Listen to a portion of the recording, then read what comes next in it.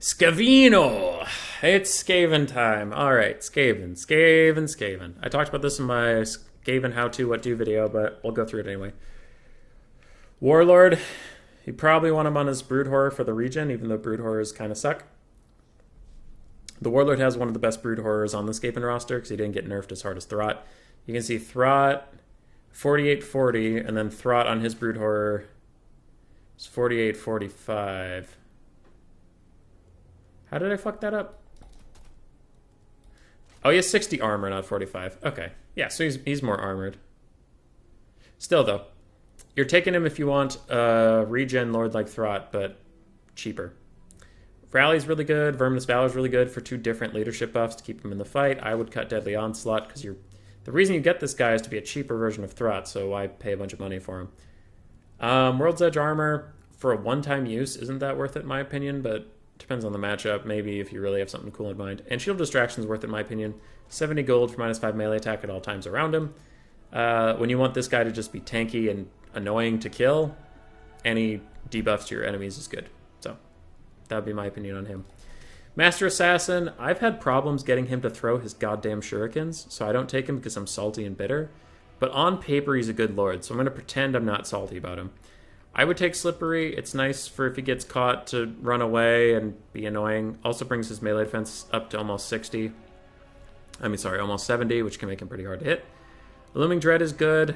It's kind of a pseudo-Assassin's Trophy, pseudo 50% slow thing, so it's really good.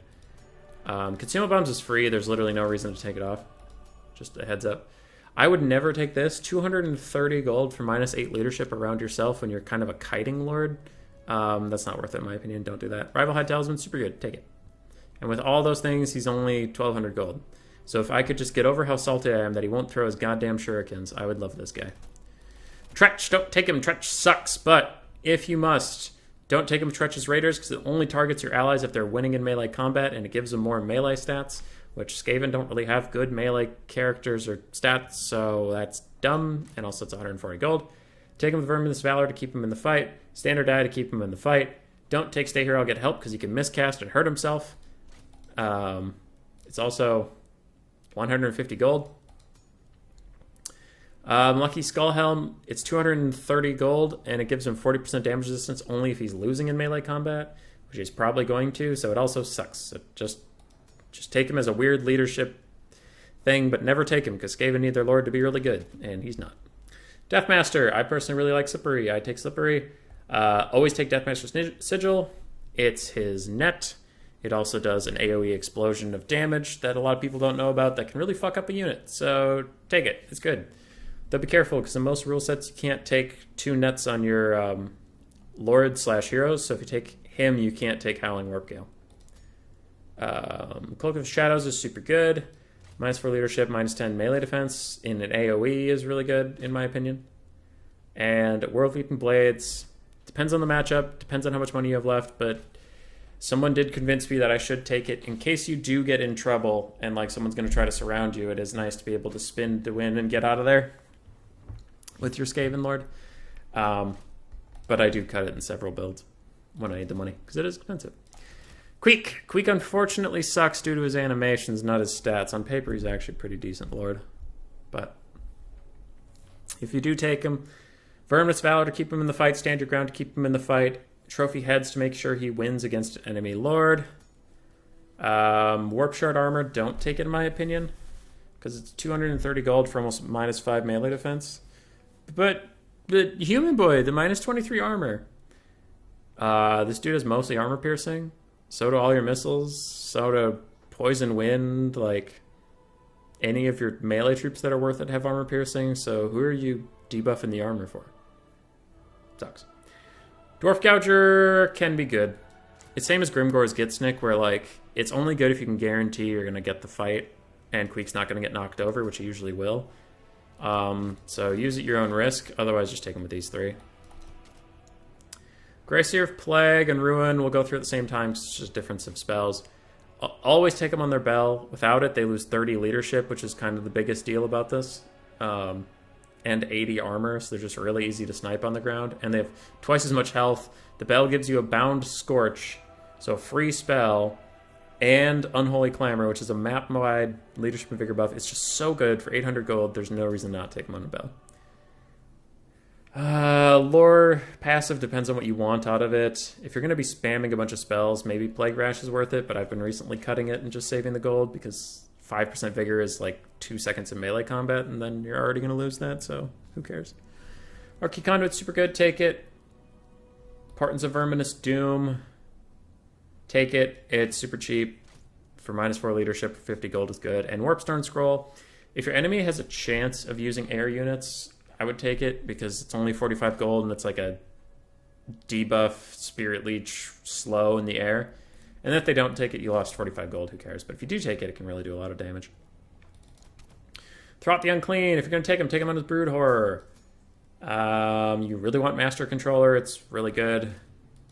It's expensive, but he's really weak on leadership and melee, so both that helps him.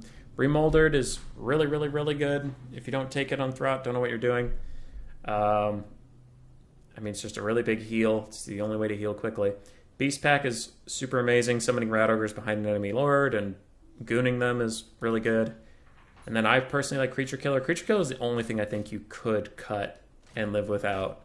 But the 16 bonus versus large is nice for him and whoever's around him, like Rat Ogres getting bonus versus large is nice, and ITP is nice. But he already has ITP personally because it causes terror. So, Warlock Master, if you take him on his Doom Wheel, most likely. Pretty expensive though. Cut Extra Powder. I personally cut Musk of Fear. Brass Orb sucks really bad, so just take Arcane Conduit. And Wand of Jet's really good. So Arcane Conduit, Wand of Jet. I'm trying to think of what spell you'd want Scroll of Power. Maybe for the double Howling Warp Gale Net. But unless you have some cheese in mind, I wouldn't take it. Lord Skrulk. I only cut Plague Rash from him, and then I keep Aura of Pestilence and Stand Your Ground. -5 melee attack for 54 gold is super good. That's 10 gold per melee attack lost. Super good. Stand Your Ground's really good, and both his items are excellent. Excellent, excellent. This is like a Spirit Leech on steroids, and this is a Final Trans in your pocket. So, super good. Icket Claw. Probably going to take him on his Doom Wheel. It's the cheapest Doom Wheel in the game. Cut this, and cut Unlimited Power because the miscast chance just isn't worth it. He has no regen capabilities at all, so you're damaging your Lord, which is your most important asset for an Arcane Conduit. So unfortunately, it's not worth it. Storm Demon's super good. I would take it, try to aim it at a Chariot Lord in close-ish range, but it can be very janky to use, so user beware. It's Skaven tech, it's janky as hell. Assassin. I almost always take him fully kitted out. Well, I forgot this is even a thing. Okay, let's back up. I almost always take Slippery, always take Assassin's Trophy, Concealment Bomb's free, and Rival High Talisman's like one of the best debuffs in the entire game. I never take this. This sucks. One-time use, 40 melee attack, base weapon damage, which you want armor piercing if you can get it. -30 armor makes you really squishy, and ITP. That's not a bad effect, but for 150 gold for one-time use, it's a bad effect. Yes. So, if you have to cut something for money, cut Slippery first, cut Assassin's Trophy second, and cut Rival High Talisman last. In my opinion, this is the best item. AoE 31 second -40 melee attack can entirely stop a charge from happening. Assassin's Trophy is also very good. If you go double Assassin, which is common, I could see you going one Rival High Talisman, the other one Rival High Talisman and Assassin's Trophy, so you can at least get this for the late game, but anyway. Packmaster, if you take him on his Brood Horror. Otherwise, off his Brood Horror, he only has 50 leadership and no immune to any psychology, so at least on his Brood Horror he gets 5 and gets Terror, but Packmaster's not a really good Lord hero option right now, in my opinion. Running with the Pack sucks because of how infrequently something is considered in melee. It only gives 4 regen for 150 gold. It only affects Molder monsters around you in a 30-meter radius, and you have to be considered in melee. I don't think that's worth it, personally. I always cut it. Shock Collar's really good because he can use it on himself. He can give himself 24 melee attack and 16 leadership, which is great, especially for how cowardly he is. So I would definitely keep Shock Collar. Scrying Stone is excellent. It's an excellent item. Keep it. Skaven Brew sucks, so don't take it. Chieftain. There's two ways to use a Chieftain. One is pretty sketchy, but it can work okay. If he's standing next to Lord Skrulk specifically, you can give him just Guardian and Shield of Distraction for the -10 melee attack between the two of them and the Guardian, and then he's cheap, he's chipper, he stands on the ground, he's spooky. But he is pretty cowardly. So the other way to take him that a lot more people like is Bonebreaker. Then he acts as kind of a weird paladin of the Skaven sort of thing, so you send him after large armored targets and he does some good work. He's very, on his Bonebreaker, he's very susceptible to basic ranged fire, very susceptible to getting surrounded, and he cannot get out of infantry very well, so user beware. Treat him kindly. I said this in my Skaven video, never take Power Grab. It's 100 gold. That only works if your Lord's been routed, and then it doesn't give you a buff, really. It just counteracts a lot of the negatives of losing your Lord. But if you're planning on losing your Lord, you're paying money to plan to lose. Because if your Lord gets sniped, you're going to lose. So why are you doing that? Yeah.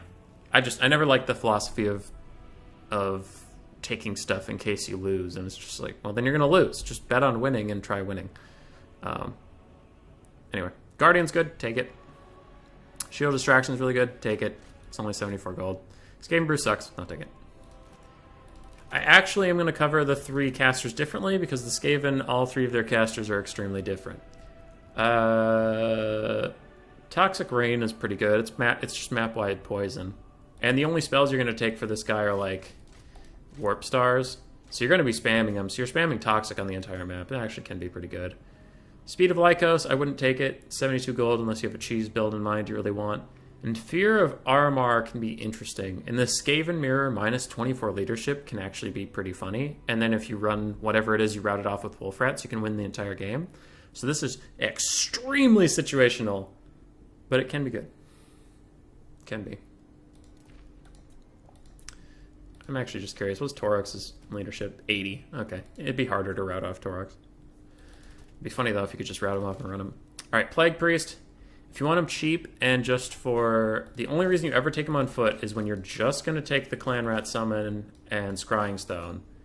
And you just needed a summon and your Lord has the Lure of Ruin. Like, you took Iga Claw or something and you just want the summon. Otherwise, you probably want him as Bell if you can afford it because it's a Mortis engine and it gets a bound Plague Breath and it gives him 25 leadership. It's really good. Plague Rash depends on what you're casting. Spells is up to you. Scrying Stone's always really good. Pipe's Piebald is literally a broken item. It gives your enemies 95% charge speed. I made an entire video about it. So you're paying 74 gold to give them -10 charge bonus, but also 95% charge speed buff to your enemies, meaning if you're running away and they're running after you, you speed them up. You help like basic infantry catch you, and it's pretty bad. So don't do that. It's the only item in the whole game that actually nerfs you. Don't do that. Warlock Engineer. Cut all three of these. Don't take that. And if you really... I don't think Warpstone Armor is worth it, but you can take it if you want. It's 190 gold for a Mortis Engine effect. But man, this guy's 50 leadership and awful combat stats. He's going to route. He's going to route very quickly, and you're not going to get very long Mortis Engine off. So I personally would take him butt naked and take whatever spell out of this you needed. But if you really need the Mortis Engine, you can take it. Gorich. 15% magic resist for everybody around him. Maybe if you have some cheesy Molder Blob and you're worried about final trans, that could be good. Otherwise, not as much. It's 140 gold. Warp Frenzy, probably take it. It's only 140 gold. He has really high combat stats, so you want to make sure he hits, and 24 melee attack's nice. Evisceration, the drill thing, sucks. Don't take it. It's 200 gold, and he hits such a small area that like his body takes up most of it, so it's just not worth your time at all. Sword of Anti-Heroes is good if you're going to pop it at the same time as Warp Frenzy and just really try to smack somebody down. And Crown of Command can be okay depending on your allies, like if you have Throt who's going to break and you can unbreakable him, but Gorich is in general just kind of overpriced and shitty. His stats are good enough for his price, but his animations are really elaborate, which makes them bad. And that's Skaven. Whee! Skaven!